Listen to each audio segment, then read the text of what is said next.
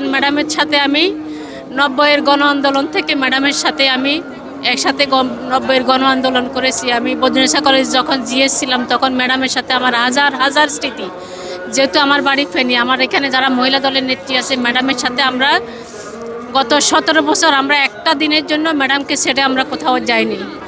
ম্যাডামকে শুধু হারাইছি না, আমরা পুরো বাংলাদেশ আমরা আজকে শোকাহত, সারা বিশ্ব আজকে ম্যাডামকে নিয়ে শোকাহত। এটা বলার ভাষা আমাদের আসলে না। আমি অ্যাডভোকেট শাহানা আক্তার শানু, আমি বিএনপি নির্বাহী কমিটির মেম্বার। আমার হোম ডিস্ট্রিক্ট ম্যাডামের ডিস্ট্রিক্টে ফেনী জেলা। আমি জাতীয়তাবাদী মহিলা দলের জয়েন্ট সেক্রেটারি, কেন্দ্রীয় কমিটি। আমার সাথে এখানে আমাদের দক্ষিণে মহানগর দক্ষিণের সভাপতি রুমা আক্তার আছে, মহিলা দল দক্ষিণের সব মহিলারা আছে এখানে। আমরা আসলে ম্যাডামের জন্য আমরা খুবই শোকাহত, যেহেতু আমার বাড়ি ফেনী।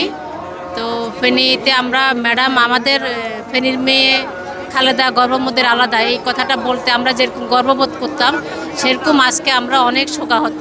আসলে এটা বলার ভাষা নাই। আমরা ম্যাডামকে নিয়ে স্মৃতিচারণ করতে গেলে আমার ব্যক্তিগত স্মৃতি মহিলা দল আন্দোলন সংগ্রামে সবার আগে ছিল, সবার আগে মহিলা দল।